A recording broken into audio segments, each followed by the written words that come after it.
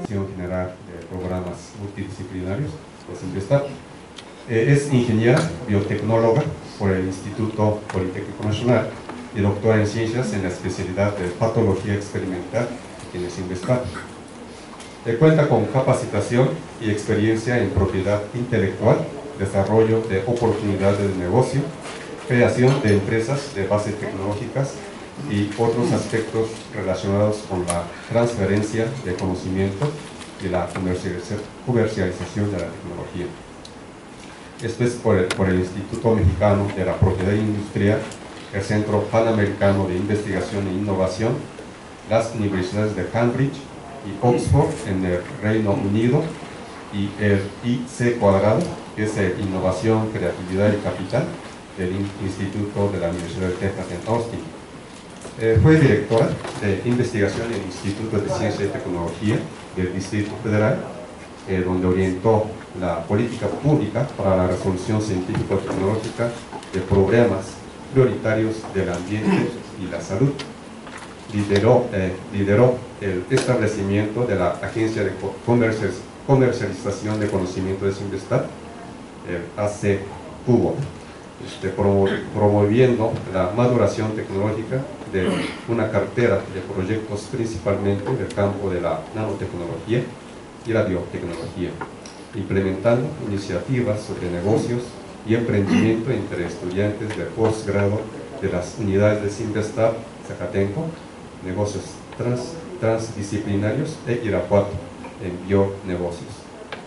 Hasta febrero pasado dirigió Tecnópoli, Hub Politécnico de Innovación, impulsando la generación y consolidación de negocios tecnológicos mediante la gestión de proyectos de investigación, desarrollo e innovación en vinculación con el sector productivo y la provisión de servicios de información de observatorio tecnológico de IPM, uno de los sistemas de inteligencia competitiva más complejos de México. Actualmente la doctora Bañuelos forma parte del programa aquí nuestro, de doctorado transdisciplinario de desarrollo científico y tecnológico para la sociedad, el Investap, y sus líneas de investigación se relacionan a la política y gestión de conocimiento y la tecnología en sectores estratégicos. Bueno, les dejo esto. Sí.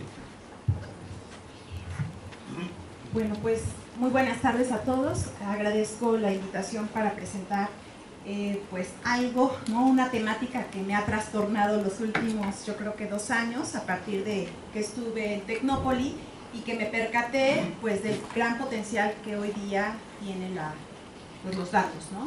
En el uso de la información. Entonces, bueno, trataré de abordar el tema con un particular énfasis en lo que son los observatorios.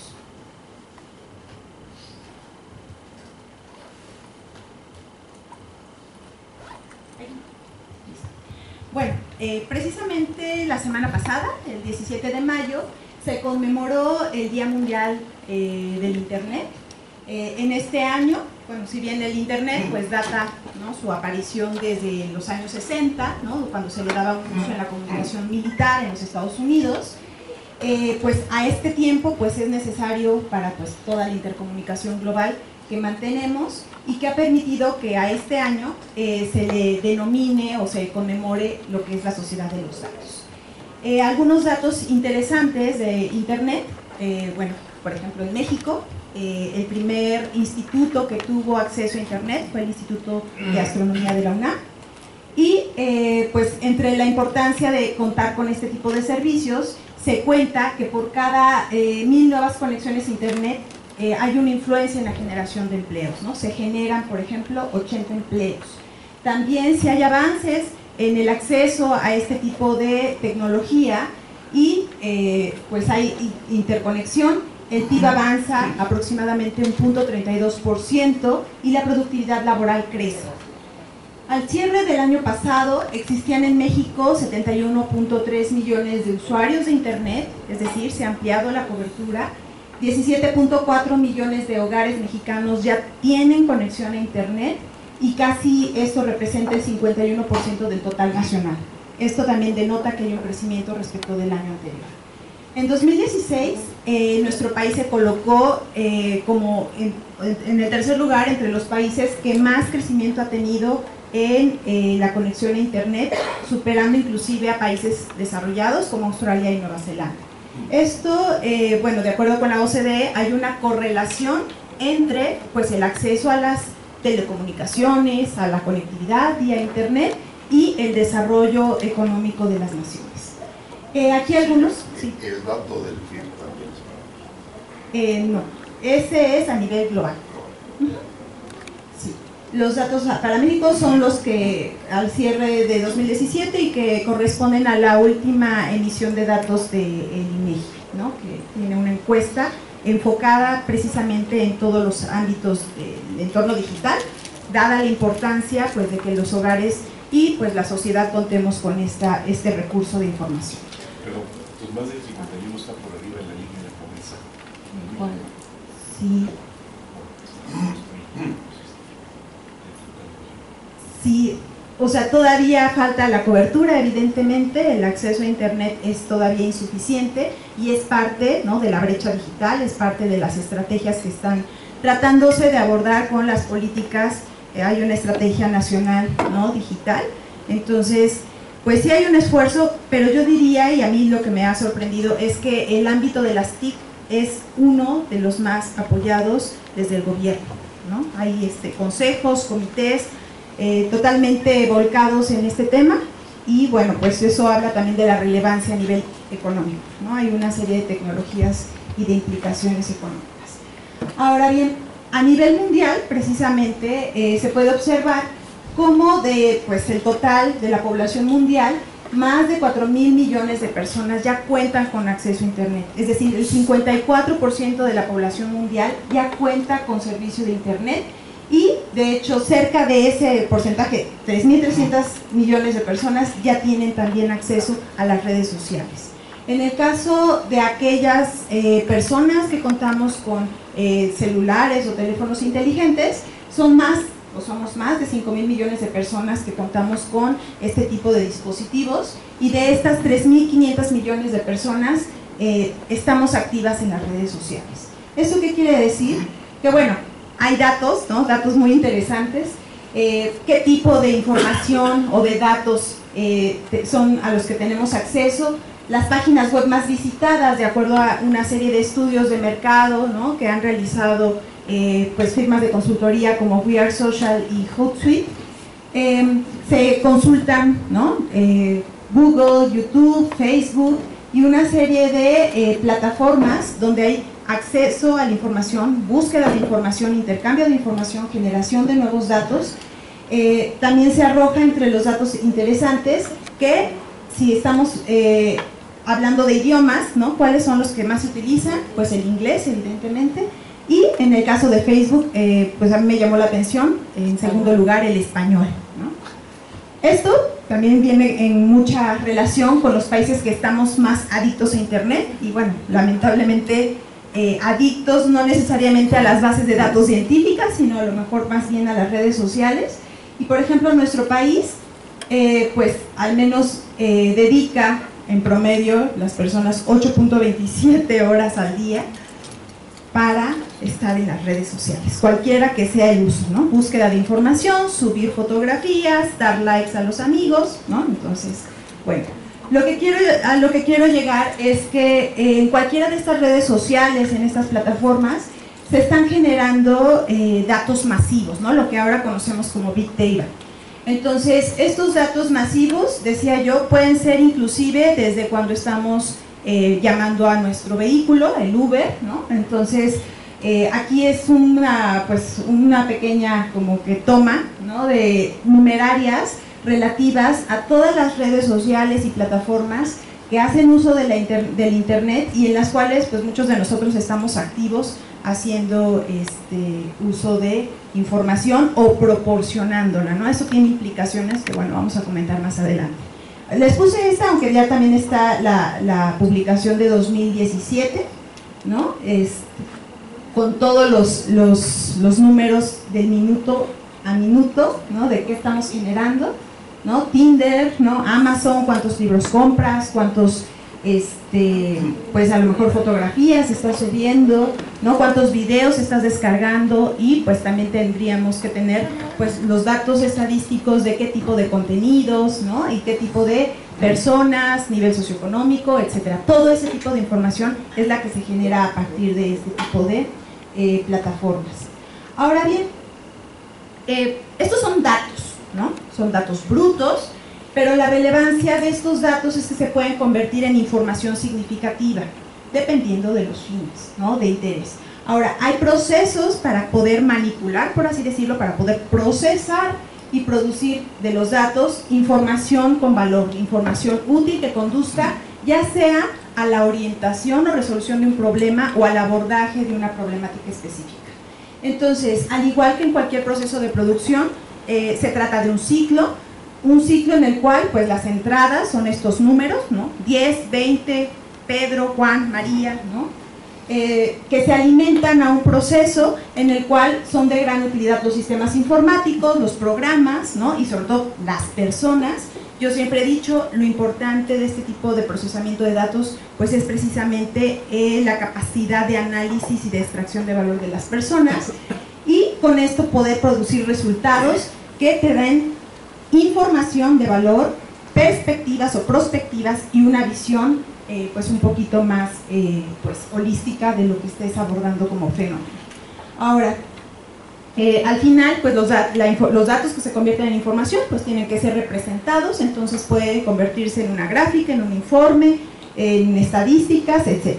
Este es básicamente el ciclo de procesamiento de los datos. La recolección de datos, pues tenemos fuentes primarias, ¿no? Fuentes secundarias, fuentes documentales, la entrada, que implica que se verifiquen los datos, hay que depurar los datos, no todos los datos pueden ser de utilidad y te pueden generar pues alguna dispersión. El procesamiento pues implica el trabajo de decodificación, de clasificación, de organización, clusterización, hacer cálculos. Y después, la salida de la información requiere una interpretación. Esa interpretación, a su vez, se va a presentar y a comunicar, decía yo, en forma de informes, gráficas, y esto, a su vez, tiene que ser almacenado. Esto puede ser un nuevo input, ¿no? Para iniciar otro ciclo de procesamiento de datos. Ahora bien, para hacer todo este procesamiento de datos, considerando pues la generación tan vertiginosa de contenidos e información, pues hoy día hablamos de la inteligencia artificial, ¿no? Que definida en voz de John McCarthy, el padre, ¿no? De la inteligencia artificial, pues es una rama de la informática en la cual pues se está tratando de hacer que las máquinas se comporten lo más parecido posible al ser humano, ¿no? Al ser humano inteligente, y entonces pues propiamente es la ciencia y la ingeniería de fabricar máquinas inteligentes. Es decir, hoy día la inteligencia artificial trata de emular o de que las máquinas puedan tener identificación de voz, ¿no? Reconocimiento de voz, la parte de reconocimiento visual, toma de decisiones inclusive, traducción entre lenguajes, entre idiomas. Y en el caso de la inteligencia artificial, pues también se han derivado subdisciplinas, ¿no? Hablamos ahora también del machine learning o el aprendizaje automático, el deep learning y pues una serie de herramientas y tecnologías que incluyen pues el uso, ¿no? De las redes neuronales. Y todo esto como campo de estudio que le permita inclusive a las computadoras tener esa capacidad de tomar decisiones sin la intervención del ser humano. Para eso evidentemente pues se diseñan o se desarrollan algoritmos o series de algoritmos que en este caso ya se van a ajustar a sí mismos con base en el ingreso de información. O sea, la pauta para que la pues, computadora decida es el tipo, naturaleza de la información o datos a los que esté expuesta. Ahora, recientemente, bueno, no tan recientemente, pero el valor de los datos ha tomado gran importancia y pues todos lo sabemos a nivel de los negocios. Las organizaciones privadas están haciendo uso de la información para mejorar o modificar sus modelos de negocio. Entonces cada vez es más crítico que estas organizaciones pues puedan hacer un uso inteligente de la información. ¿Qué tipo de cosas se gestionan, ¿no?, a este nivel? Bueno, pues desde las relaciones con los clientes, se hacen consultas de los datos, ¿no?, los datos de los clientes, se analizan patrones, qué relaciones pueden ser útiles para nuevos negocios o para mejorar la atención al cliente, inclusive predecir comportamientos futuros para la introducción de nuevos productos en el mercado.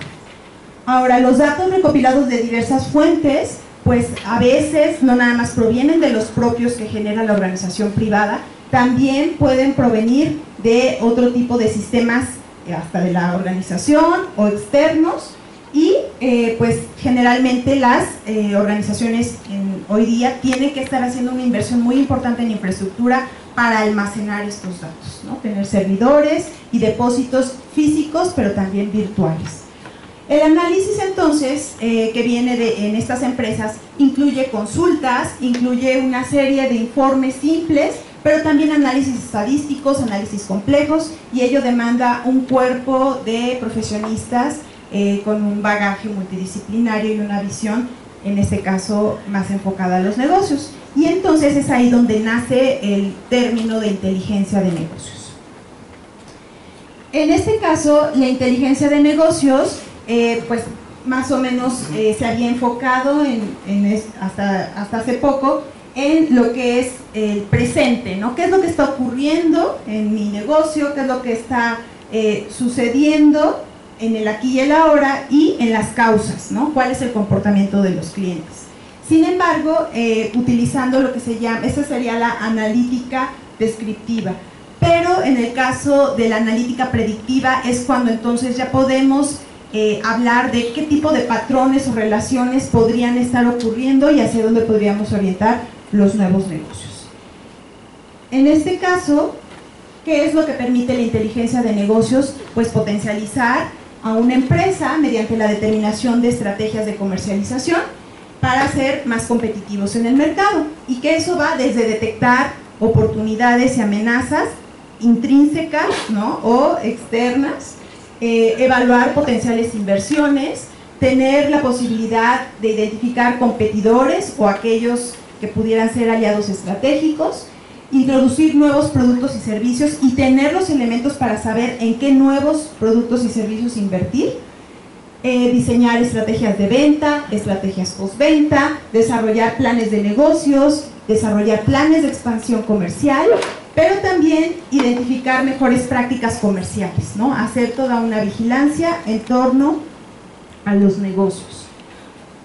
Y este tipo de estrategias han sido ampliamente explotadas por empresas que pues, se han especializado en la consultoría y la provisión de servicios de información. En este caso, la empresa Gartner cuenta con, bueno, yo los invito a ver si se pueden ahí dar una navegada por el portal de Gartner. Es una empresa muy grande que ha capitalizado perfectamente el acceso a la información en nuevas tecnologías, y entonces ha generado una serie de visualizaciones gráficas bastante interesantes que permiten, por ejemplo, analizar los proveedores de una cierta tecnología, y aporta información acerca de quiénes están compitiendo en el mercado, qué soluciones están ofreciendo y qué tipo de productos. Entonces, este se llama cuadrante mágico de Gartner, a mí me gusta mucho, pero también hay otra visualización muy interesante que pues es muy pertinente para el tipo de labor que hacemos aquí en Cinvestav en cuanto a desarrollo científico-tecnológico, que se llama Hype Cycle, ¿no?, que es una curva en la cual se muestra cómo va evolucionando la tecnología o una serie de tecnologías por sector y cómo estas van siendo desplazadas entre sí y unas convirtiéndose inclusive pues como obsoletas, ¿no? Entonces, ese tipo de visualizaciones, lamentablemente, pues este tipo de accesos pues tiene un costo, no es de libre acceso, pero por ejemplo en el caso del cuadrante mágico, pues también es una manera de identificar pues de una manera visual qué tipo de proveedores existen en un cierto mercado, y la máquina te hace ese análisis inteligente y te presenta qué proveedores están en un gran sector, es decir, los que tienen a lo mejor muy bien su tecnología, pero no necesariamente saben las tendencias del mercado ni están preparados para moverse hacia allá. Los proveedores de nicho, tiene tanta información este tipo de bases de datos que te puede identificar no el proveedor en nanotecnología, sino el proveedor de nanotecnología aplicada a, ¿no?, el sector ambiental, y no nada más eso, el sector ambiental, pero ¿qué del medio ambiente?, ¿no? Los líderes, qué tipo de empresas ejecutan bien su tecnología y están a la vanguardia preparándose para posicionarse en el futuro del mercado. Y los visionarios, que son aquellos que sí saben hacia dónde tienen que estar transitando en el futuro y que también son capaces de pues ir preparándose, sin embargo no son tan eficaces a la hora de desarrollar la tecnología. Ahora, en este caso, pues considerando que las empresas competitivas actualmente tienen un gran componente de innovación tecnológica, es donde se hace importante tener una mejor gestión del conocimiento para promover el desarrollo empresarial y económico.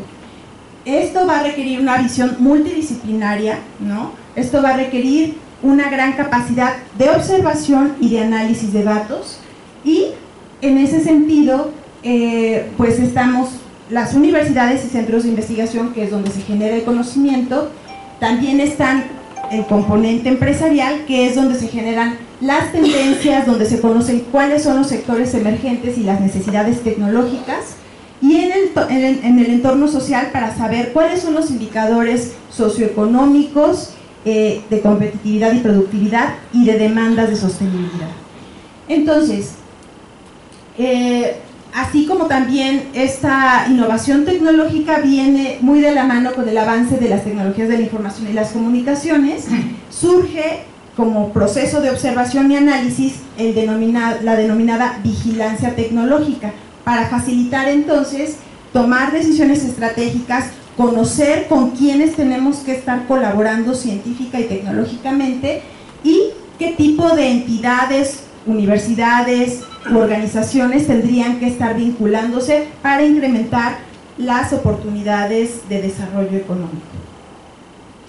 En el caso de la vigilancia tecnológica, utilizamos bases de datos, ¿no? Bases de datos, por ejemplo, de producción científica, bases de datos de patentes, y se analiza este contexto para visualizar qué tecnologías existen actualmente, qué tecnologías se están desarrollando, cuáles son innovaciones tecnológicas, cuál es el entorno, ¿no?, bajo el cual se están desarrollando esas tecnologías, qué tipo de patentes y artículos científicos existen, y si realmente lo que yo estoy desarrollando pudiera yo protegerlo, y eso me permite diseñar una estrategia de protección. También podríamos utilizar este tipo de herramientas para hacer el mapeo de información estratégica y establecer el grado de novedad de mi investigación o de aquel invento que esté yo desarrollando. Asimismo, para fines de instituciones como nosotros, como el CINVESTAB, este tipo de análisis o práctica de la vigilancia tecnológica nos permite conocer el tipo de líneas de investigación que se están desarrollando al interior de la organización, pero también pues con nuestros competidores, ¿no?, con otras organizaciones educativas y centros de investigación. Y eso pues lo que nos permite también es ser más competitivos. Y yo siempre pongo el ejemplo de las convocatorias, ¿no?, que cada vez pues están más peleadas, que cada vez tenemos que concursar por un apoyo pues bastante reducido, pero más competido, y entonces este tipo de herramientas nos permitiría pues presentar nuestra propuesta de proyecto de una manera más asertiva y no tener redundancia en la investigación. Ahora bien, ¿en dónde se hace la vigilancia tecnológica? Aparecen los observatorios tecnológicos para responder a esta necesidad de analizar de forma permanente los datos y convertirlos en información. Y obviamente siempre contextualizando en el entorno, que pues es cambiante, dinámico, turbulento y complejo. Entonces, es tan importante el tema de la vigilancia tecnológica hoy día que pues forma parte de las políticas de Estado, de las políticas públicas, y se aborda entonces la creación de estructuras, procesos e instrumentos que coadyuven a hacer esta actividad. Además de los observatorios, hoy día existe otro tipo de plataformas como las oficinas de transferencia de tecnología que proveen ese tipo de servicios.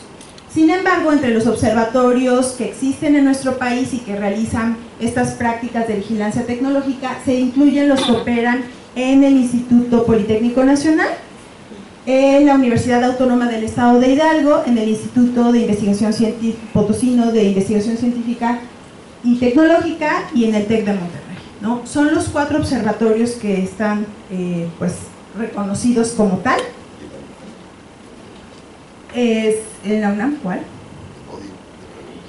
Sí, bueno, no es como tal declarado un observatorio, sin embargo existen plataformas en la Coordinación de Innovación de la UNAM, y por eso decía yo, hay agencias, organizaciones que hacen las veces de, ¿no?, observatorios o donde se proveen estos servicios de vigilancia tecnológica. Incluso aquí mismo en el CINVESTA pues se realizan este tipo de estudios a través de la Subdirección de Vinculación, ¿no? Una pregunta, ¿verdad? Sí. Yo entiendo las cuestiones tipo médicas, Sí. muy necesarias, etcétera, para estudio de cáncer, etcétera. Pero a mí a veces me preocupa cuando yo veo que, por ejemplo, Corea del Sur se tiene que aliar con Noruega, ¿sí?, porque no son capaces de manejar cierto tipo de acero. Entonces, cuando yo veo los grandes sistemas eólicos, ¿de acuerdo?, que son enormes, así, los mismos coreanos tienen que importar tecnología para hacer esas cosas gigantescas. Y cuando yo veo que ya están habiendo ciertos problemas en por ejemplo, en la Mendoza, en Oaxaca, ¿sí?, porque precisamente están empezando a subir fatiga, ¿sí? Entonces, ¿en qué momento yo digo, bueno, este es el nivel tecnológico de avance?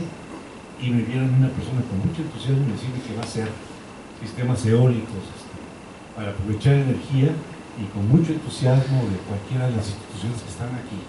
¿En qué momento le digo, espérate, eso está tan avanzado y son tan enormes y es tal la calidad del acero que se necesita, con gentes que trabajan en el mar del norte, etcétera, resistiendo tormentas tan fuertes? No los desanimo, pero digo, a ver, ¿qué es la parte en la que tú vas a contribuir? ¿Sí me explico? Entonces, a mí me preocupa a veces todo esto, porque yo puedo platicar, pero no puedo decir, mire, esto va a costar tanto. Y me refiero a cuestiones que me pasaron a mí de joven. ¿Por qué no puede decir esto va a costar tanto? Exacto. Entonces, nosotros cuando estamos aquí queremos hacer una fábrica de acero solar, etcétera, etcétera. Después empezaron a hacer los microcircuitos y son de capital intensivo. Estamos hablando de $1.000 millones, por una de memoria. Aquí va hasta el presidente a recibir un préstamo de $200 millones que va a venir, lo que sea. Entonces es imposible, no es porque uno no quisiera. Entonces, ¿en qué momento se ajusta todo esto? O sea, es decir, estamos aquí y eso es lo que podemos trabajar. No bajar los brazos, ¿de acuerdo? Hay innovación, etcétera, etcétera. Pero saber que hay cuestiones de capital intensivo y ser muy conscientes de ello. ¿En qué momento, doctor? En algo que, bueno, precisamente hacia allá va la discusión, en algo que no hemos sabido hacer, que es la previsión científica, tecnológica, con visión de futuro, y que tendría que estar alineada a las capacidades y oportunidades reales, ¿no? Porque todos estamos estudiando cáncer, ¿no? O sea, bueno, muchos grupos de aquí presentes están estudiando cáncer, y hay redundancia en la investigación. ¿Para qué si no voy a llegar al mercado? ¿O para qué si ya cuando lo publique ya lo publicó el grupo competidor? Entonces, hay una tarea, y ahorita que comenta precisamente las labores de Corea y otros países desarrollados, que se llama prospectiva estratégica, ¿no?, para la planeación futura. Ellos 20 años antes están desarrollando sus planes nacionales de desarrollo, generales y enfocados en ciencia y tecnología. Entonces, con esa visión de futuro, ellos saben en qué van a estar trabajando los próximos años, con hitos a 5 años, que son evaluados no por su sistema CONACYT. Por ejemplo, aquí nosotros estamos esperando el informe de indicadores que presenta CONACYT para evaluarse a sí mismo, y allá ellos se evalúan con otros indicadores y no son ellos mismos los que evalúan a su sistema nacional de investigación o su sistema, ¿no? Pero nomás porque era mi amigo el del CSIC, el director de España, el CONACYT de allá. y le decía yo que había pasado con los astilleros españoles y lo mismo.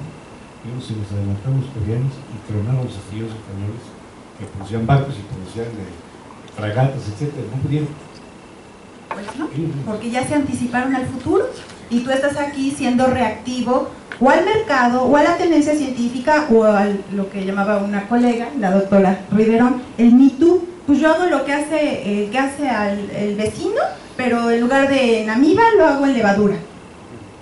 So what? ¿Cuál es la contribución a la generación de nuevo conocimiento y a su transformación en algo aplicable, pues redituable, ¿no? Entonces, ciertamente, y bueno, no, es más, no voy, bueno, sí le voy a hacer la encuesta. ¿Quién de aquí ha accedido a un observatorio tecnológico o ha solicitado un servicio de información tipo vigilancia tecnológica? Alcen la mano. La bajamos mejor. Exacto, o sea, por eso aquí, o sea, el tema que yo quiero abordar, o la discusión, o el mensaje que quisiera yo transmitir es que los datos están ahí muy bien, hay que tomarlos y convertirlos en información. No todos tenemos que saber cómo convertirlos en información y hacernos nuestros análisis bibliométricos y todo, pero sí tenemos que saber que hay distintas fuentes de información. ¿Qué consultamos usualmente los científicos? Yo en mi campo, pues el, no sé, Web of Science o el PubMed, qué sé yo. ¿Y quién de nosotros ha consultado una base de datos gratuita, como en ningún otro país, muy completa, que es la del INEGI? ¿Quién la consulta de manera regular? Algunos pero, es decir, las bases de datos existen, no las hemos explotado lo suficiente, ni para ser competitivos en nuestras convocatorias con ACID, ni para evitar la redundancia científica, ni para empezar a orientar los esfuerzos de ciencia básica a ciencia aplicada o investigación aplicada, o como le quieran llamar, ni para pensar en un paso más allá, que es comercializar lo que estamos desarrollando en nuestros centros de investigación. Entonces, ciertamente, pues ese es parte de ese apostolado que tenemos que hacer para preparar además pues los cuadros profesionales que se requieren para hacer esta extracción o minería de datos, ¿no? Porque pues ya convergen varias disciplinas, pueden ser economistas, pueden ser ingenieros en informática, ya veremos, pero en realidad se requiere una serie de profesionales de distintas disciplinas para poder generar este tipo de información, ¿no? Incluso gente que sepa de mercadotecnia, gente que sepa también de ciencia, que sean ingenieros, que sean científicos, que entiendan pues cuál es el core, ¿no?, de lo que se está abordando en un cierto desarrollo tecnológico. Entonces, bueno, aun cuando en estas instituciones, bueno, sobre todo las públicas, pues contamos con una gama, inclusive aquí en el CINDESTAP, ¿no?, de bases de datos que no son gratuitas, pues por pertenecer al CONRICIT, ¿no?, por estar en este sistema de educación pública, ¿no?, en la cual podemos acceder de manera gratuita a la mayor parte de las bases de datos, pues no las utilizamos, ¿no? Entonces, bueno, esa sería la importancia. Y hay otras más que, pues claro, sí son de acceso con licencias, no hay que estar haciendo pagos o suscribirse, pero pues de la misma manera podríamos estar nosotros demandando a nuestra institución, pues según demanda, pues qué tanto insistes en tener Orbis para saber el tipo de empresa, de tu ramo, que está desarrollando tal fármaco, que está desarrollando tal semiconductor, ese tipo de información. En el caso de la empresa que yo les comentaba, Gartner, es carísima la licencia, carísima. Entonces, ¿pero qué habría que hacer? Pues redes, ¿no? Para, yo, sin estar pago la licencia para suscribirme a Gartner y te la comparto hasta 2, 3 credenciales con otras instituciones, y del otro lado la otra institución nos comparte otro tipo de bases de datos.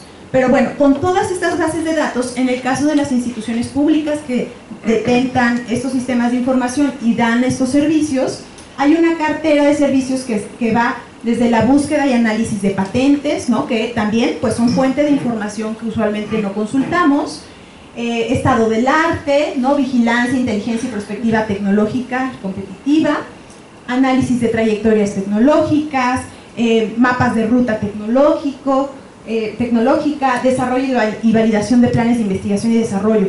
Todos estos servicios se proporcionan a empresas, pero también a instituciones educativas. Y en el caso de las instituciones educativas, pues no tiene realmente un costo pues, relevante como el que sí pues, puede provenir de las firmas de consultoría privadas. Ahora bien, aquí me gustaría comentar un caso que derivó precisamente del Observatorio Tecnológico del Instituto Politécnico Nacional, que precisamente estaba alojado en Tecnópoli. Me pareció de gran importancia que se convocara al instituto para legitimar los planes y programas y su impacto en el caso de los apoyos que proporciona el Instituto Nacional del Emprendedor. ¿Qué es lo que sucede? Reitero, ¿de qué sirve que yo implemente planes, políticas y programas y después o no los evalúe o sea yo mismo el que los evalúa, ¿no? Hay ahí un sesgo, porque evidentemente no voy a decir que estoy haciendo bien, o bueno, bien sí, pero no mal las cosas, ¿no? Entonces, en el caso del Observatorio Nacional de Desarrollo Estratégico, nació como una demanda del Instituto Nacional del Emprendedor, que lo que necesitaba era saber si realmente sus programas de apoyo, tanto a pequeñas como medianas empresas y emprendedores, estaban teniendo un cierto impacto económico, ¿no? A nivel cualitativo o cuantitativo. Entonces convocó a la SEDATU, ¿no? Que es la Secretaría de Desarrollo Agrario, Territorial y Urbano, que cuenta con una metodología con la cual funcionalizó por regiones a nuestro país y de manera económica correlacionó distancias, ubicación de escuelas, ubicación de empresas y una serie de factores para saber dónde y en qué sectores se tenía uno que enfocar. Igualmente, la Secretaría de Hacienda y Crédito Público cuenta con una herramienta bastante interesante, que es el Atlas de la Complejidad Económica de México, INEGI, su mapa digital y la serie de información que ha generado, y el Observatorio Tecnológico, que era donde pues, se contaba con toda la información de patentes, publicaciones científicas, empresas, ¿no? Tendencias de mercado, tendencias tecnológicas. Entonces lo que se hizo fue articular estas bases de datos, o bueno, se empezaban los trabajos para articular estas bases de datos, conocer sobre el manejo de las mismas, para generar datos útiles para el diseño, implementación y evaluación de las políticas públicas de cada una de estas organizaciones, pero de acuerdo con su competencia, su ámbito de competencia. Y pues no sabíamos qué es lo que iba a emerger, ¿no? Qué tipo de indicadores iban a emerger, de cruzar la regionalización funcional de México con la información que proviene del Observatorio Tecnológico y los programas de apoyo a emprendedores MIPYMES, pero más o menos podríamos visualizar, porque si tú como emprendedor o empresa querías emplazarte en una cierta ubicación geográfica, si tú no sabes si hay suficientes carreteras, si tú no sabes si existe la cadena de proveedores, si tú no sabes si hay la capacidad técnica porque hay escuelas con las profesiones acordes a tu ámbito tecnológico o del sector en el que te estás enfocando, pues entonces, ¿cómo quieres saber, ¿no? si tu negocio puede tener un potencial de desarrollo en esa ubicación geográfica?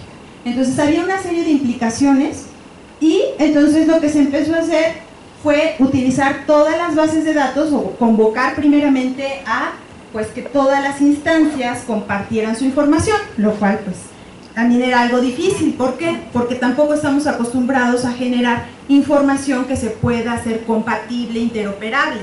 Entonces los indicadores de unos están pues en un cierto formato y los de pues las otras bases de datos en otro formato. Entonces es ahí donde también empieza la complejidad del uso de los datos. No todos los datos se pueden comparar o se pueden utilizar pues de la manera bruta en la que se están ingresando en los repositorios de las organizaciones, y es ahí donde también viene el problema.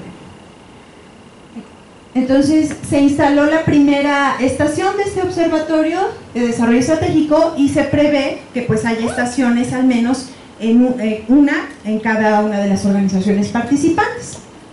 Ahora, la primera parte pues era la capacitación, ¿no? De todas las instancias participantes en el uso de cada uno de los sistemas, como después se recopilaba nueva información, se hacían investigaciones, se daban servicios de consultoría y se promovía la vinculación.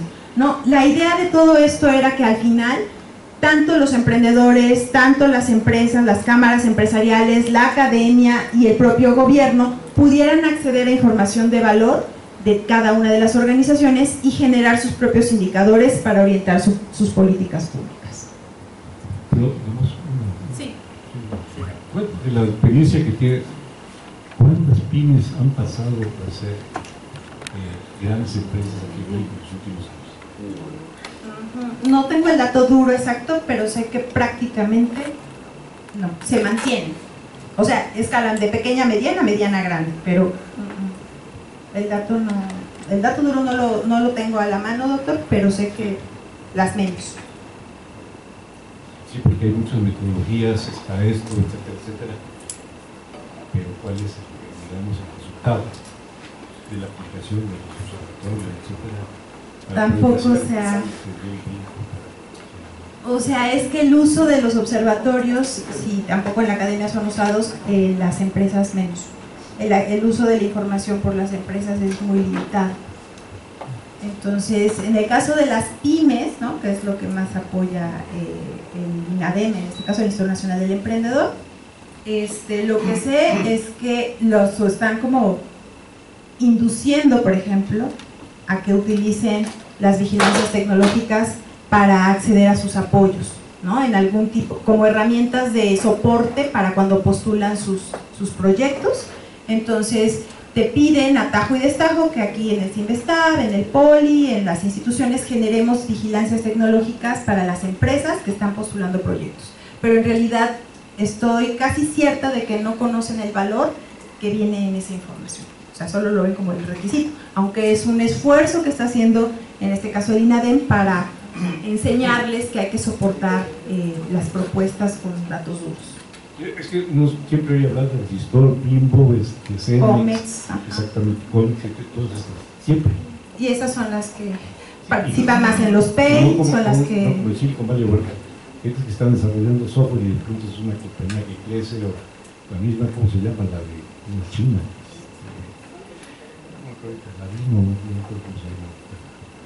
Sí, en este caso, doctor, como el INADEM se ha centrado fundamentalmente en las empresas tradicionales, ¿no?, sí tiene un capítulo y está tratando de impulsar las llamadas empresas de alto impacto, que son las que traen o pudieran traer el componente tecnológico, pero no es precisamente el hit ahorita del INADEM. Ellos están más enfocados, mire, la Secretaría de Economía, están más enfocados en ese tipo de empresas. Entonces, y hablando, bueno, de la Secretaría de Economía, pues también, por ejemplo, la Secretaría de Economía generó su propia plataforma denominada Observatorio Mexicano de Innovación para monitorear de forma especializada los indicadores en el tema de innovación. Entonces, con base en las políticas que ha implementado, que bueno, pues obviamente vienen respaldadas por lo que se llama el Comité Intersectorial para la Innovación, donde hay representación tanto del sector público como privado, está la academia, está el gobierno y las empresas. Entonces, con base en esa información, están tratando de evaluar el impacto de sus políticas y la posición que guarda el ecosistema de innovación mexicano respecto de otros países. En el caso del tema de emprendimiento, estamos bastante bien posicionados porque somos de los pocos países, al menos en Latinoamérica, que cuenta con un ente, en este caso el Instituto Nacional del Emprendedor, que está impulsando fuertemente esta actividad entre la población. Ahora, entre las encomiendas de este tipo de plataformas, por ejemplo, se incluye pues también diseñar e implementar metodologías para poder medir, ¿no?, de manera homogénea y confiable la información contenida en los indicadores y en las bases de datos, tener un acceso oportuno, accesible y de fácil consulta a través de los portales web de la Secretaría de Economía y del propio Observatorio Mexicano para la Innovación, generar estudios de tendencias, megatendencias, ¿no?, tecnológicas y de mercado que les sirvan a los integrantes del sistema de innovación y que haya una mayor interrelación de este tipo de plataformas precisamente con oficinas de transferencia de tecnología, con observatorios y otro tipo de comisiones o organizaciones técnicas que tengan a su cargo la generación o evaluación de indicadores. En el caso del Observatorio Mexicano para la Innovación, y también lo debo decir, es triste que a veces este tipo de iniciativas pues sean asignadas, ¿no?, la propia creación del observatorio, a las firmas de consultoría extranjeras, ¿no? Habiendo aquí pues observatorios o instituciones educativas y centros de investigación que pudiéramos desarrollar tecnológicamente las plataformas necesarias para alojar este tipo de repositorios, o del otro lado tener las capacidades o el capital humano intelectual para pues desarrollar pues los indicadores, desarrollar las metodologías, entregar los informes, etc. Y bueno, pues qué es lo que hacen entonces las empresas españolas, ¿no?, o inglesas. Pues bueno, pues después finalmente vienen a contratarnos o subcontratarnos a las instituciones educativas públicas, y claro, pues a nosotros nos pagan 2 pesos, pero ellos se llevan lo demás. Entonces aquí pues también es un área de oportunidad para nosotros, desde el ámbito de nuestra competencia, y sobre todo aquí pues en el área de transdisciplinaria, ¿no?, donde podríamos intervenir para dar esos servicios y generar realmente pues toda la parte de indicadores, metodologías, etc. También el Instituto Nacional del Emprendedor ha realizado esfuerzos por tener su propia base de datos que denominó Observatorio Nacional del Emprendedor, y esta plataforma de información pues también trata de pues concentrar toda la información que proviene de los emprendedores y de incluso de las MIPYMES, y difunde estadísticas, programas, estudios, ¿no?, una serie de información, y también tiene tutoriales, sitios de interés, qué aliados estratégicos tienen, ¿no?, qué tipo de noticias, qué tipo de emprendedores, qué tipo de empresas, en qué ámbitos, en qué sectores, recomendaciones, noticias y boletines. Entonces realmente, por así decirlo, hay un boom de los observatorios. Bueno, en el caso del Comité Nacional de Productividad, que también está relacionado con la innovación, me parece interesante que ha logrado congregar a la mayor parte de los actores del desarrollo económico y productivo de nuestro país. Es un órgano consultivo que nació desde 2013 y su objetivo es recomendar todas aquellas políticas y programas donde se fomente la productividad en el país, y para ello se crearon 5 subcomités. Lo interesante es que este órgano sí creó un subcomité en el tema de innovación científica y tecnológica, eso me parece interesante, y pues en este subcomité participaban también instituciones educativas, evidentemente, y centros de investigación. Lamentablemente no estaban representados en esto. Entonces, en este caso, para reducir las brechas en el tema de productividad, lo que hizo el Comité Nacional de Productividad fue coordinar la realización de diagnósticos, y estos diagnósticos permitieron diseñar 3 grandes estrategias para identificar en qué sectores podríamos tener el potencial de desarrollo económico. Entonces, entre esos sectores pues está turismo, gastronomía, energía, ¿no? Está la parte de agroalimentos, y bueno, acá ya no se ve, y automotriz también, y aeroespacial. Entonces esos son los sectores en los que se centró el Comité Nacional de Productividad, y desde esos trabajos, con las distintas mesas de trabajo y subcomités, se emitieron recomendaciones. Aquí nuevamente llamo la atención al uso de una de las herramientas más importantes para el subcomité, que fue referida anteriormente, y que es el Atlas de la Complejidad Económica de México, que igual que su papá, que era el Atlas, el Observatorio de la Complejidad Económica, que se desarrolló en Harvard, es una herramienta interactiva que en este caso, tropicalizada a nuestro país, nos permite visualizar qué se produce en México, cuál es la dinámica económica y cómo se pueden pues identificar las oportunidades de crecimiento, también basado con lo que se llama de la complejidad, porque está asociado a la sofisticación de estructuras y capacidades productivas del país. Esto es, la premisa es que una región puede crecer de forma sostenible en la medida en la que incrementa sus capacidades, ¿no?, sus capacidades técnicas, sus capacidades científicas, sus capacidades intelectuales, pero también a medida que se implementan políticas industriales que tomen en cuenta las ventajas competitivas. O sea, otra vez, como comentaban hace rato, ¿no? Yo me puedo dedicar a lo que yo quiera en el ámbito científico y tecnológico, yo me puedo dedicar a lo que yo quiera como empresa, pero ¿de qué sirve si yo no voy a tener ni el respaldo bajo la política de Estado o política pública, ni tampoco voy a tener un potencial de desarrollo porque no tenga ventajas comparativas? Entonces, esta herramienta pues también está disponible y pues es un ejemplo de metodología bastante interesante que valdría la pena que se revisara. Pero, ¿dónde Sí. entra el impacto ambiental de los impactos que podría tener este tal? Porque aquí nomás la estructura, las capacidades productivas disponibles, etcétera, pero no veo el impacto que va a producir. Algunas de las herramientas sí lo toman en cuenta, doctor. ¿Por qué? Porque el propio tema de la sostenibilidad es un elemento, un factor de competitividad. Entonces, sí, la mayor parte de las herramientas lo toman en cuenta, la sostenibilidad ambiental y la económica, ¿no? Si tú no eres sostenible ambientalmente, pues eso impacta también tus números. Entonces, prácticamente todas las plataformas hoy día ya lo toman como un factor.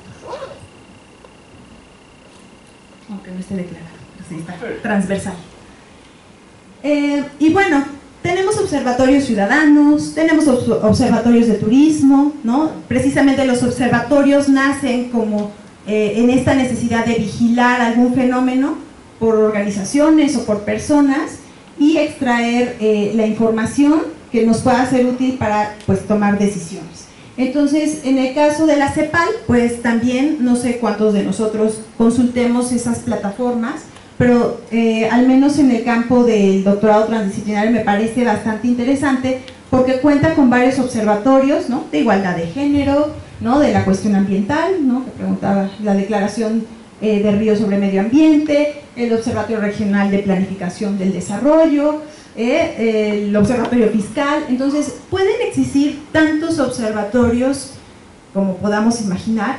Sin embargo, en mi percepción, pues los observatorios en algún momento se convierten en repositorios simplemente, ¿no? En lo que ya pasó, lo documento y lo alojo en una plataforma electrónica y pues sí, se permite el acceso a la información, se permite la difusión de la misma, incluso la construcción colectiva de conocimiento. Sin embargo, desde mi perspectiva es más como reactivo, ¿no? Tengo la información, la genero, la alojo, la resguardo, la almaceno y la puedo utilizar. La puedo utilizar, pero no con una visión de futuro, que era lo que estábamos comentando hace rato. Entonces, hay una situación, hay una serie de metodologías que se orientan a la previsión estratégica para la planeación futura y que, como comentaba yo hace rato, es el tipo de acciones que han permitido que países como, bueno, Singapur, Corea, Japón, realicen sus planes nacionales de desarrollo, ¿no? Hay metodologías también de Cambridge, ¿no? Y el que lidera pues las metodologías en este sentido es Japón, ¿no? Que a través de NISTE, ¿no? Que es la Organización de Políticas Públicas Basadas en Ciencia y Tecnología, pues ha desarrollado los planes de desarrollo y ya va, creo, como en la 11ª generación de este tipo de planes que se realizan, decía yo, cada 5 años. Son ejercicios donde tienen que participar más de 2.000 o 3.000 expertos, tanto del sector privado como público, como académico, que pues casi obligadamente, ¿no? Bueno, voluntario, participan en una serie de encuestas y una serie de cosas que conllevan varias herramientas. Entonces, la idea es tener procesos sistemáticos que nos permitan anticiparnos a las fuerzas, entornos, factores, agentes de cambio, para que esos nos permitan diseñar asertivamente e implementar las políticas, estrategias y programas. En el caso de la planeación futura también hay capítulos específicos en ciencia y tecnología, sobre todo en aquellos países donde ven el valor agregado del conocimiento científico y el desarrollo tecnológico. Decíamos hace rato, ¿no? De la parte de ayer, ¿no? Estábamos comentando del debate, ¿no? ¿Qué es lo que pasa? En estos países, esos ejercicios de planeación futura, esos ejercicios de planes nacionales de desarrollo, los ejecutan o los coordinan los advisory boards que están conformados por científicos, por mentes brillantes de la nación. Entonces, en este caso se realizan con varias metodologías, encuestas en torno a la necesidad de nuevas tecnologías, se realizan encuestas bajo una metodología que se llama Delphi, ¿no? Que son iterativas, se prospectan, se prevén escenarios y se hacen estudios bibliométricos, entre otras cosas. Y eso lleva años, no se hace un ejercicio en 2 meses, ¿no? Para esa planeación. Entonces decía yo que en Japón al menos se hacen estos ejercicios cada 5 años a nivel nacional, si se involucra a todo tipo de expertos, hay una participación muy activa y el resultado impacta precisamente el diseño de las nuevas políticas a 20 o 30 años.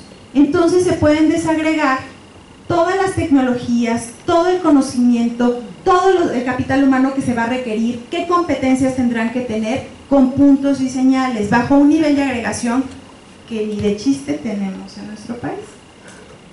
Más bien, un nivel de desagregación que ni siquiera tenemos. Entonces, se identifican las prioridades del desarrollo tecnológico, en qué tenemos competencias y capacidades, qué tecnologías son las tecnologías emergentes, qué campos van a requerir la interrelación de varias disciplinas. Se trazan hasta 50 o más escenarios para tener pues fotografías a futuro, ¿no? De cómo va a ser el horizonte, ¿no? Científico-tecnológico, pero no nada más eso, no se analiza nada más el horizonte científico-tecnológico, el impacto social, el impacto ambiental, el entorno económico, qué pasa si hay una guerra, qué pasa si hay una crisis alimentaria, se estudia toda la posibilidad y probabilidad. Entonces también lo interesante no es nada más, pues voy a ver qué puedo hacer a futuro. Se trazan también los horizontes de ejecución, se plantean hitos asequibles, pero en tiempos definidos. Y estos son evaluados. Yo no te doy dinero, yo no te doy recurso económico si tú no te alineas al Plan Nacional de Desarrollo. Si tú no vas a impactar, no hay problema, haz lo que quieras, pero no vas a contar con mi respaldo. Y bueno, pues también se publican en este tipo de estudios las encuestas, los competidores, cuánto se va a requerir en recursos. Para el propio estudio se destinan millones de dólares, para la propia ejecución más todavía. Entonces hay una voluntad, ¿no?, completa de los gobiernos, en este caso de los países asiáticos y de algunos otros países, incluso Rusia tiene su plan a 2030, Malasia, Singapur, ¿no? Hay naciones que ya están comprendiendo el alcance de este tipo de estudios y están invirtiendo en este tipo de análisis para pues hacer la prospectiva y previsión futura. Ahora, todo esto entonces pues tiene que ver también con la capacidad de desarrollar competencias, perfiles, ¿no? Y aquí yo quise resaltar que pues hay una serie de drivers, hay una serie de ejes rectores para transformar lo que van a ser las profesiones y empleos del futuro. Y pues de un lado tenemos el driver tecnológico, pero del otro lado cómo va a ser la sociedad en el futuro. Entonces, si bien vamos a tener tecnologías, o ya las tenemos, tecnologías inteligentes, una prevalencia de dispositivos, ¿no?, de algoritmos, expansión del alcance informático, valor agregado de los datos y una serie de elementos que también van a estar transformando nuestra interrelación entre las máquinas y las personas. ¿Por qué? Porque va a haber un desplazamiento laboral, porque entonces ya el papel de los humanos y las máquinas va a cambiar, se va a transformar. La manera de acceder a los servicios, por ejemplo, la telemedicina, ahora estamos viendo también el home office, ¿no? Cómo todo esto está detonando una serie de fenómenos sociales, económicos, incluso políticos, ¿no? El uso, ¿no?, de dispositivos para, pues, no sé, estar atentos a nuestra salud, el uso de lo que llamamos wearables, ¿no?, que promoverán estilos de vida saludable. Todo eso, ¿cómo va a impactar? ¿Qué vamos a necesitar entonces como profesiones del futuro? Pues entonces vamos a necesitar, entre otros, científicos e ingenieros de datos, analistas de seguridad, ¿no?, gente que sepa hackear, ¿no?, expertos en lenguajes de programación, desarrolladores de aplicaciones móviles, especialistas en la web semántica, IT managers, porque finalmente las tecnologías de la información y las comunicaciones son fundamentales. También, pues para el desarrollo de los nuevos proyectos, los proyectos innovadores, tecnológicos, vamos a necesitar project managers, gente certificada en este campo, community managers, ¿no? Para el manejo de las redes sociales, los profesionales del marketing digital, todo es digital hoy día, y pues en algunos casos ya aterrizándolo a algunos de nuestros ámbitos de competencia, pues gente que sepa de la informática. A veces pues los biotecnólogos o los biólogos no sabemos programar, pues vamos a lo mejor, ¿por qué no?, a tener que aprender a programar, ¿no? Estábamos platicando y me sorprendía la semana pasada, ¿no?, que platicaba con uno de los estudiantes, ¿no?, que están llevando pues la programación R, ¿no? Entonces ese tipo de herramientas pues ya no son solo para los informáticos o los que se formaron en este campo, ya es para, en general, pues cualquier persona que está demandando algún servicio de información o de correlación o de análisis estadístico, etc. Ahora, evidentemente esto tiene implicaciones, decía yo, éticas, legales, morales y sociales. Ya lo estamos viendo.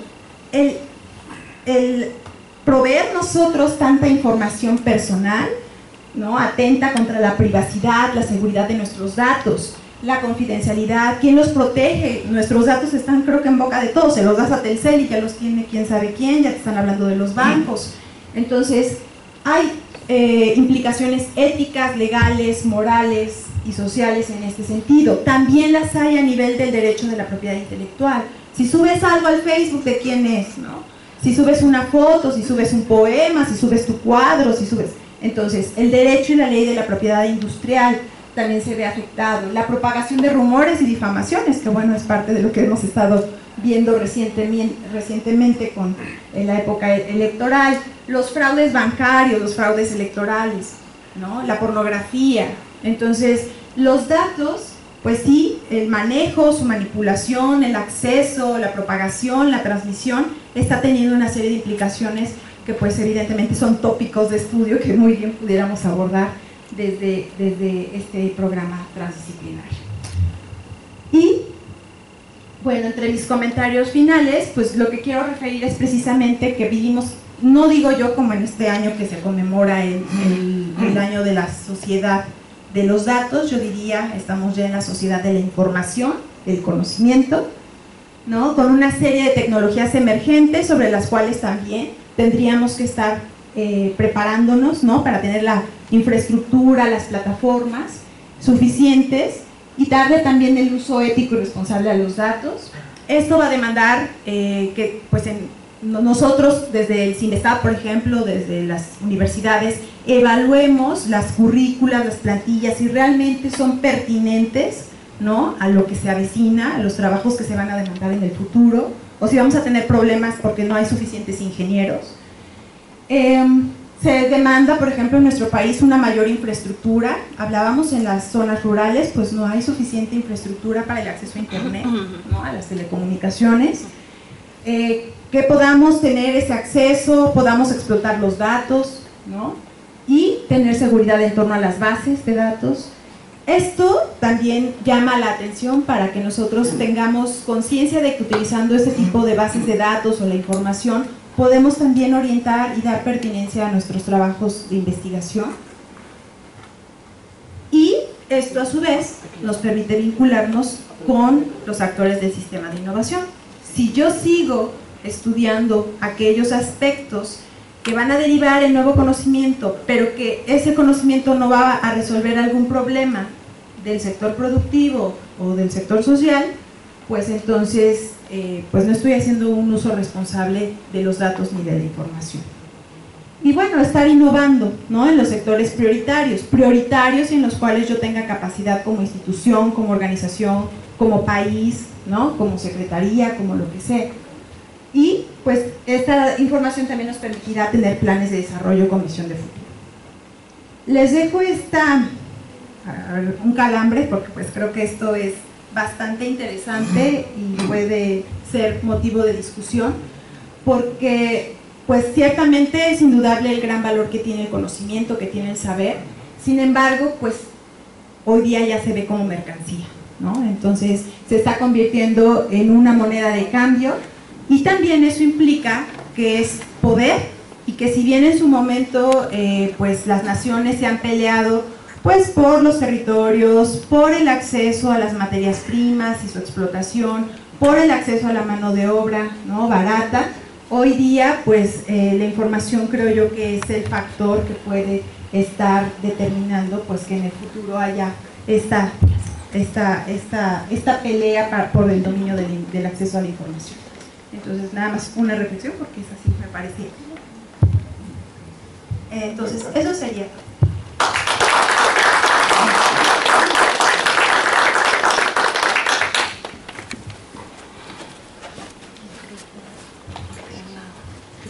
Bueno, felicidades, Cecilia.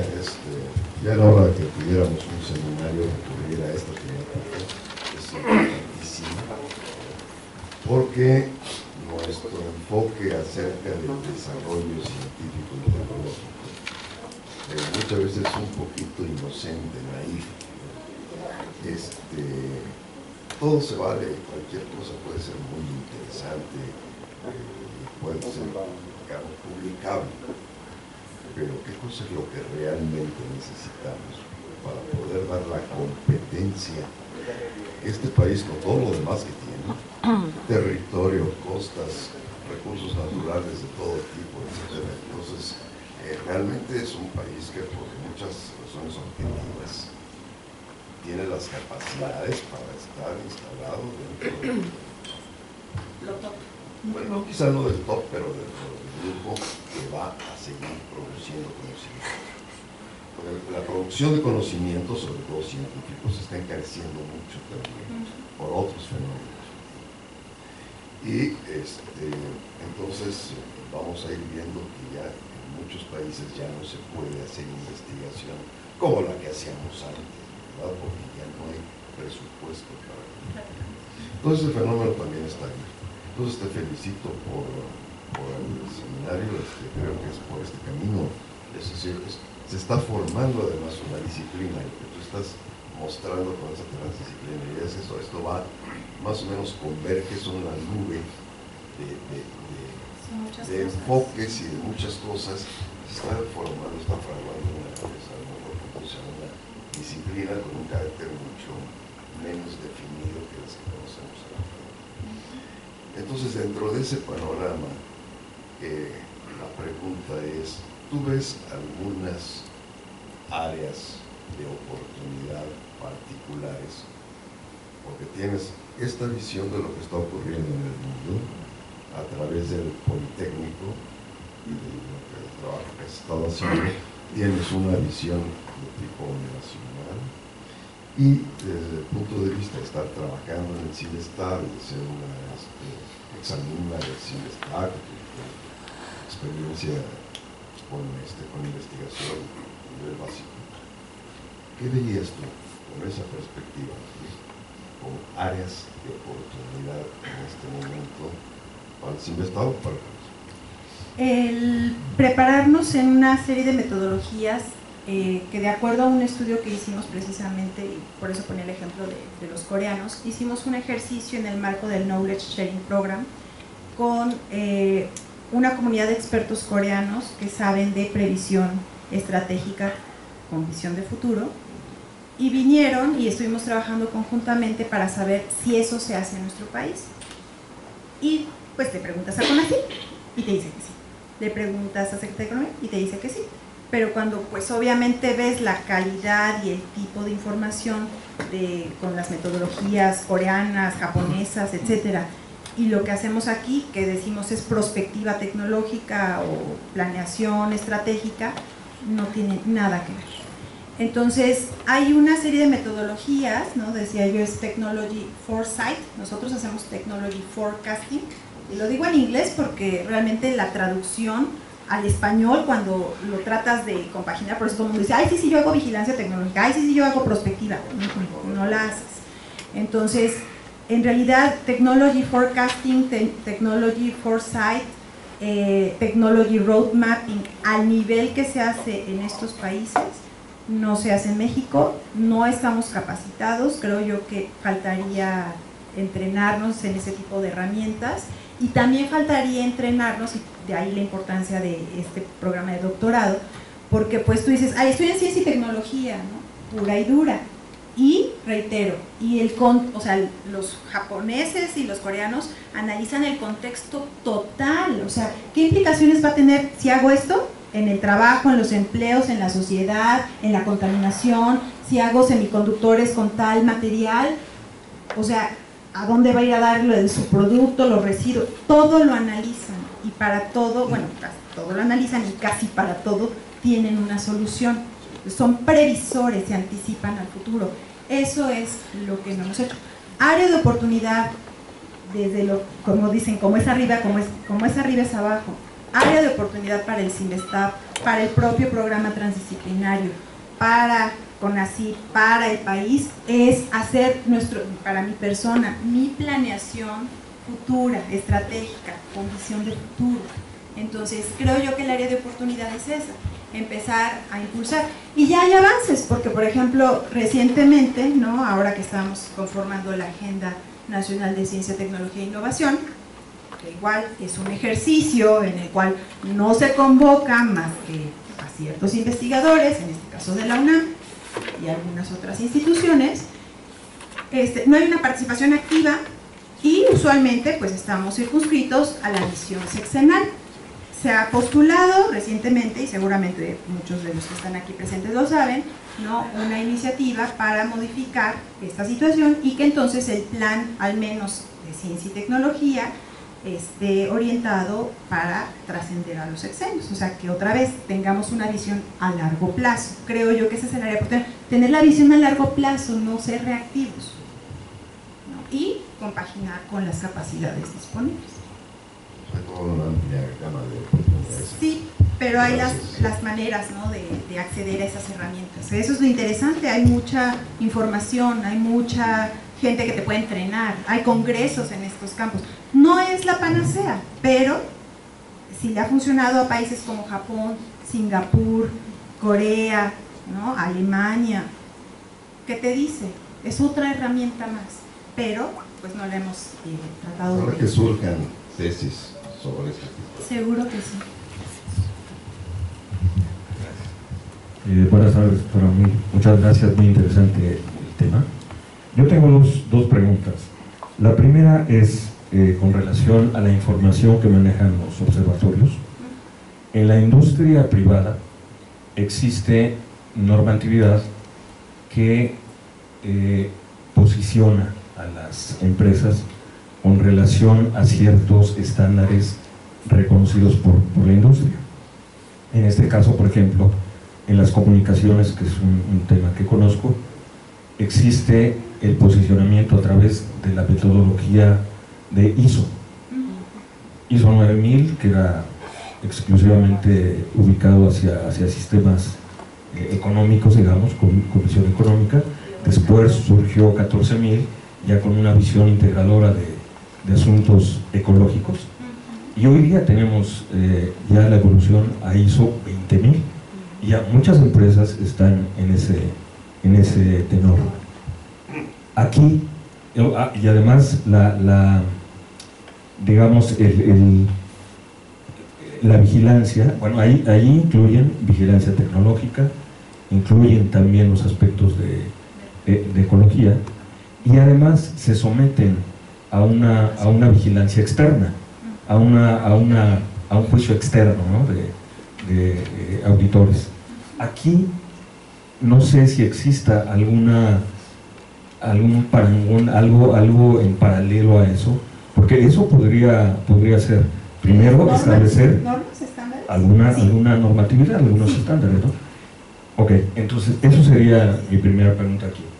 Mi segunda pregunta es, considerando el ámbito de la cuarta revolución industrial que muchos autores ya manejan, la convergencia desde las técnicas digitales, la comunicación y ahora la biología, la nanotecnología, deep learning, etcétera, ¿cómo podemos aquí en este tipo de instituciones hacer una consideración en nuestros planes de estudio para estar considerando todas esas situaciones que efectivamente van a modificar la forma en que va a trabajar la gente de las siguientes generaciones, pero tenemos que hacer que la tecnología también refleje un beneficio a la sociedad, y hablo de la sociedad en general.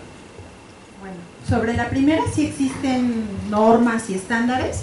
Está la norma mexicana de vigilancia tecnológica, ¿no? También hay estándares internacionales, ¿no?, que regulan, por ejemplo, agencias como una agencia española que se llama AENOR, ¿no? Entonces sí hay, si quieres te puedo dar alguna referencia documental de qué tipo de instancias están promoviendo normas y estándares a nivel nacional e internacional.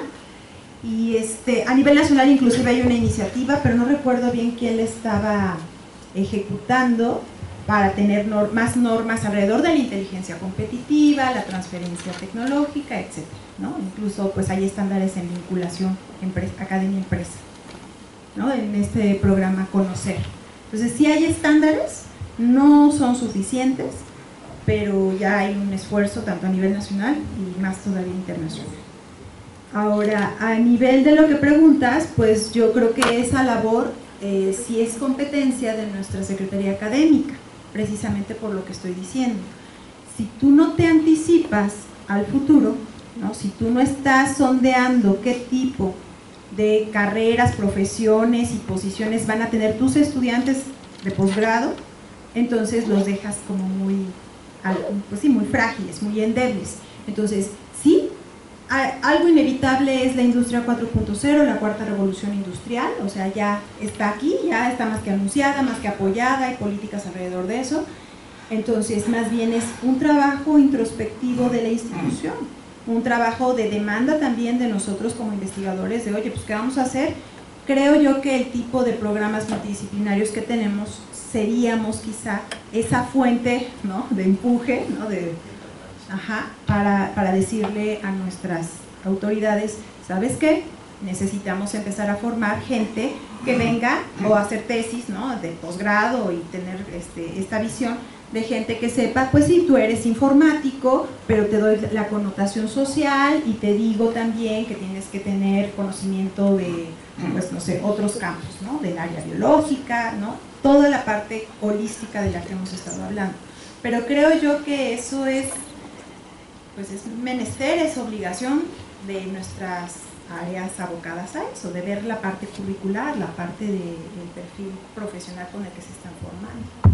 También te diría otro nivel, pero pues eso está más inalcanzable, que es a nivel CONACYT, ¿no?, a nivel de las comisiones, ¿no?, a nivel, pero creo yo que pues aquí en casa, entonces quizá lo que podríamos hacer, ¿no?, en el programa de doctorado transdisciplinario, empezar a analizar, oigan, pues es cierto, se van a estar requiriendo una serie de perfiles, ¿estamos preparados para ello? No, bueno, pues entonces, ¿qué propones? Quizá aquí pudiéramos ser como el primero. Gracias. ¿No? Muchas gracias por compartir con nosotros. Te quería preguntar una cosa y hacer un comentario. Sí. La pregunta es, en función de esta revisión que has hecho, de la generación de estos escenarios en donde se evalúa el impacto de diferentes sectores en función del tema central, ¿tienes alguna pista de cómo evalúan el impacto social? No sé si hay algún modelito, ¿cómo están pensando esto del impacto social? Pues ese tipo de indicadores. Exacto, porque pues una forma fácil es decir, bueno, pues tantas personas beneficiadas, pero es más que eso. Exacto. Y bueno, esa era la pregunta. Y lo otro es, yo creo que el reto es pues discutir un poco el conocimiento como mercancía. Ese es creo que parte del lío, porque muchos de los que estamos aquí y platicando pues con diferentes profesores, sí es importante el salario sin duda, ¿no? Pero la pasión y el gusto por hacer es la que no tiene costo, pues no tiene precio. Y se entiende que efectivamente, bueno, pues este centro existe porque hay fondos, si no, no habría manera, pero creo que pero puede dejar de haberlos. Exacto. Y la otra es, bueno, ¿solo lo ponemos como mercancía? O no, o precisamente porque entonces es mucho más complicado, o sea, porque le podemos poner precio a cualquier otra cosa, al aire, ¿no? Entonces, ¡ay, complicado! Sí. Bueno, es precisamente eso lo escabroso de cuando aparecieron las oficinas de transferencia de tecnología, ¿no? ¿qué te digo de la Agencia de Comercialización de Conocimiento del CINVESTAR, ¿no? O sea, el tema saca roncha. ¿Por qué? Pues porque nosotros estamos dedicados a generar conocimiento y hacerlo accesible a nivel universal, ¿no? Esa sería nuestra misión. Sin embargo, te voy a poner el ejemplo del valor agregado, ¿no? De que tú estés procesando datos y estés en la frieguita, ¿no? De estar haciendo la extracción del valor de esos datos. Eso es tiempo. Y tiempo demanda, pues sí, también un cierto capital intelectual, una cierta experiencia, cómo elaborar y formular las preguntas para tener, pues hasta cómo vas a googlear, ¿no? Cómo vas a teclear los operadores, ¿no? La mezcla de palabras clave. Entonces todo eso es conocimiento y tiene un valor agregado. Entonces, como trabajo, como empleo, yo creo que sí tendría que ser remunerado porque es un servicio de información, es un servicio. Pero ahí la cuestión es, realmente hay un cierto conocimiento que se puede socializar, hay otro cierto conocimiento que se puede transformar y monetizar, y de todas formas va a llegar a la sociedad. Entonces, en forma de un producto, de una vacuna, de un algo. Entonces, la cuestión aquí es, hay conocimiento que a veces le llaman básico, que bueno, pues ese tiene que estar accesible y está en los papers y todo eso. ¿Cómo hago yo para obtener ese conocimiento y transformarlo en algo de valor? Todo ese proceso, detrás de ese proceso, hay perfiles, o habemos perfiles un poquito más especializados, que entonces pues sí demandamos pues más tiempo y más experiencia, y eso pues representa un valor económico. Entonces, cualquier labor es remunerada, el ser investigador es remunerado, el ser profesor, el ser lo que quieras a nivel de conocimiento es remunerado, porque esto no tendría que ser remunerado, la gestión del conocimiento también debe ser remunerada.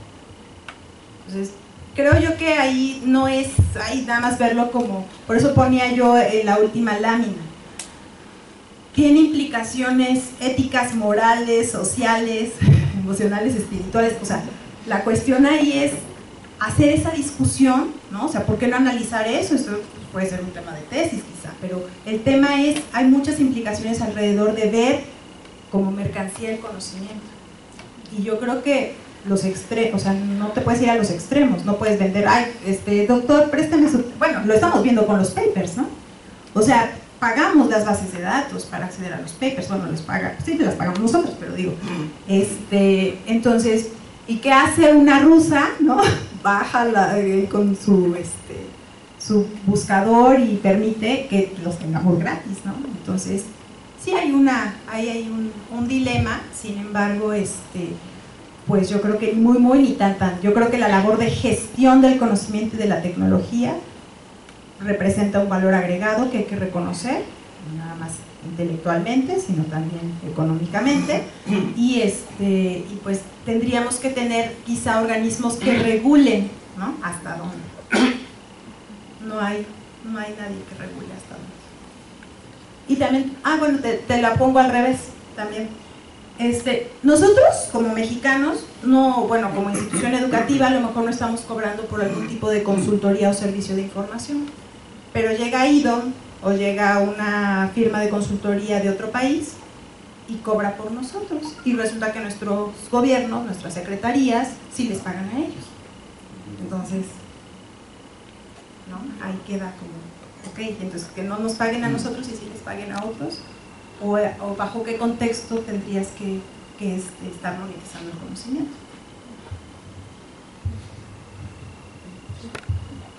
Disculpa. Yo creo que, bueno, en este caso estos observatorios, pues hay una amplia gama, ¿no? Que está desde la parte que mencionabas, ¿no?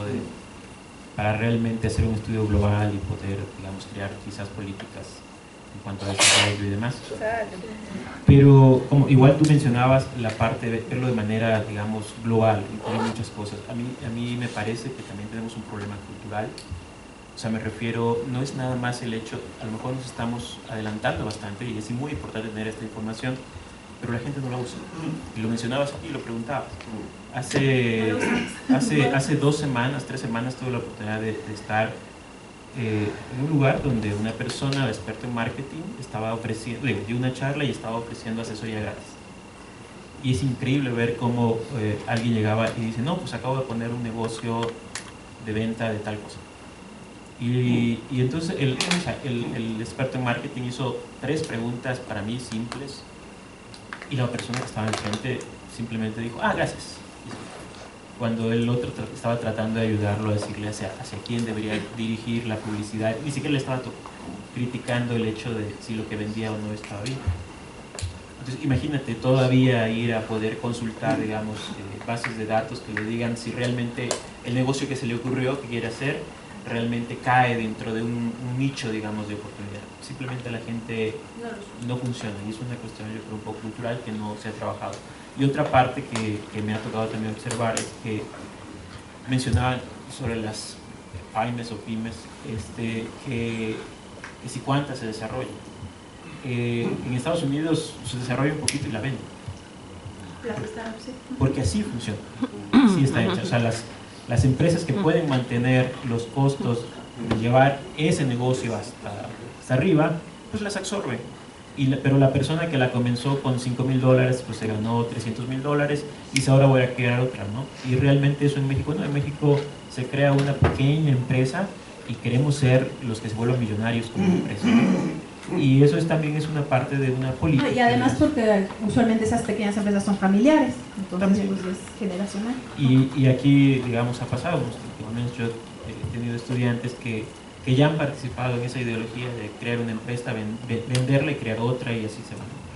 Entonces yo creo que aunque, digamos, los laboratorios, digamos, son un paso, o los observatorios son un paso importante, quizás nos falta dar un pequeño paso, y está un poco relacionado a la parte de educación que mencionaba ya, cómo realmente no solo prepararnos al final, ¿no?, para pensar en qué necesita la gente tener, sino incluso los chicos que vienen, o sea, que ellos aprendan a que tienen información disponible y que sepan usarla. A veces es medio tonto realmente pensar que están acostumbrados a usar un celular para todo, a preguntarle a Google todo, pero cuando van a poner un negocio se echan el celular a la bolsa y dicen, no, pues a mí se me ocurre que vender empanadas es otro mejor.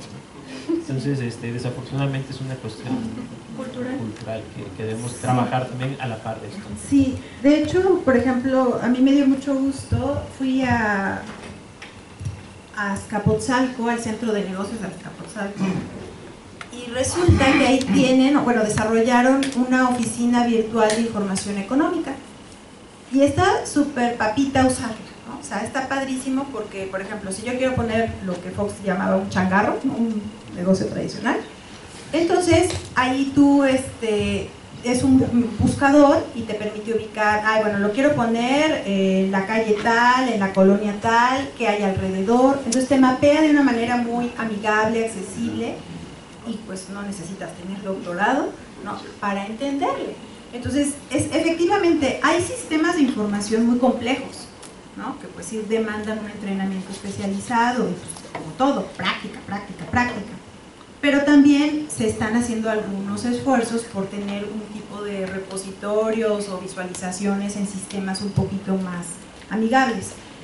Creo yo que ahí la labor pues sí es de postular, de preparar a la gente, de decirle, pues hay sistemas de información. Yo el ejemplo más claro y más triste es el INEGI. A mí me decían colegas extranjeros, o sea, no es posible que ustedes tengan esa arma tan potente y no la utilicen. O sea, en nuestros países eso lo cobran, en Brasil lo cobran. Entonces, no necesita ser súper científica, es una base de datos, ¿no?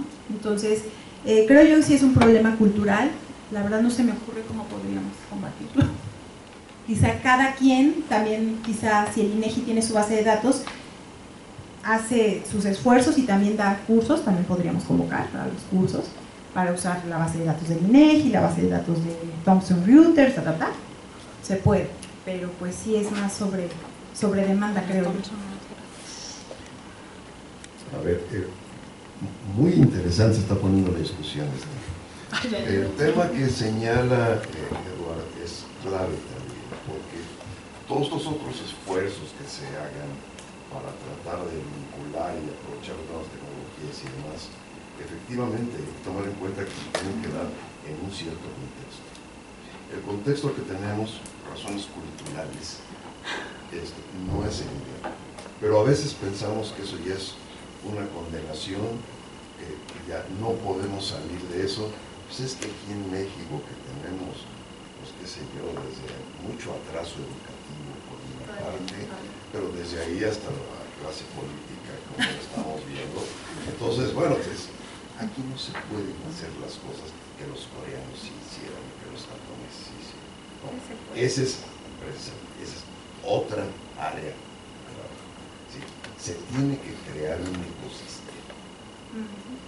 Un ecosistema que gradualmente bajo la aproximación. Exactamente, ¿no? Y entonces, es que la gente no piensa que los conceptos se instalan, ¿sí?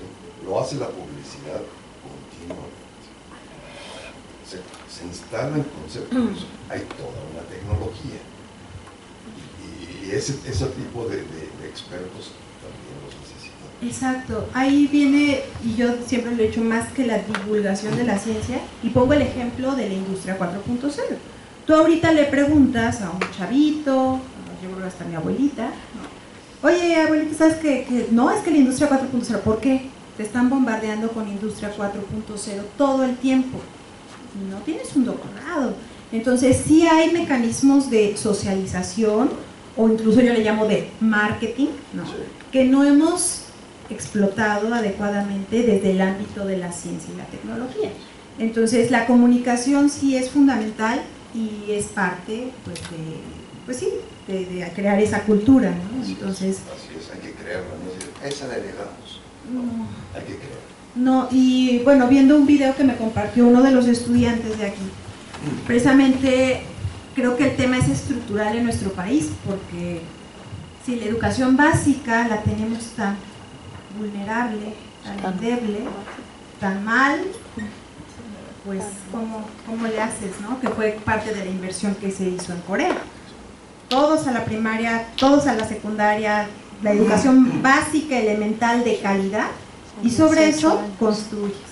Entonces, pues sí, pero ya están las deficiencias, está nuestra reforma educativa, entonces la cuestión ahí nada más sería, pues sí, sobre lo que hay, empezar por aproximación, y pues los nuevos cuadros, las nuevas generaciones, también nosotros tratar de empujarlas a que se inicien cosas que ya también nosotros, pues ya fueron. Exacto. Doctora,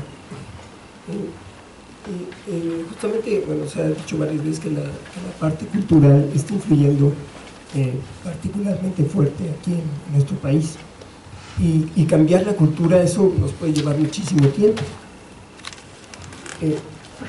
Los americanos de alguna manera aprovecharon su cambio cultural, o sea, no eran completamente europeos, tampoco eran completamente mesoamericanos, y el caso del hardware, sí vemos que necesitamos una proyección a muy largo plazo, porque son inversiones gigantescas, cosa que ha hecho Taiwán y Corea, y eso, están muy fuertes en hardware, pero en software, que es más bien el lado de Silicon Valley, ahí casi no hacen prospección, lo que sí tienen muy buenos apoyos financieros. O sea, apoyan a personas que probablemente vienen con una idea medio mafufa, ¿no? y 10 años después son trillonarios, ¿no? Y es el caso, por ejemplo, de Google o de Alphabet, ¿no? o de lo que está pasando actualmente en Tesla, en ese tipo de empresas, que esas 7 empresas tienen más ganancias que muchísimos de los países, y esos casi no hicieron prospección, cambiaron el modelo y con muy poco capital, porque al final de cuentas empieza con poco capital, han logrado quedarse en las zonas de beneficios más fuertes, ¿no? Por ejemplo, Apple su fuerte es software, y después pone a los chinos o a los asiáticos a hacer las partes ya más duras, ¿no? Entonces, México, pues no podemos cambiar tal vez la cultura. Mencionaba Azcapotzalco.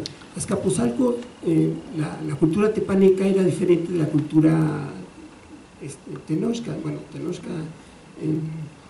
y eso tal vez sea un poco normal, de que Azcapotzalco, que tiene un Producto Interno Bruto gigantesco comparado con no sé, Coyoacán o algo, es más lógico que haya empresas, porque pues tiene una tradición, se puede decir, casi milenaria, ¿no?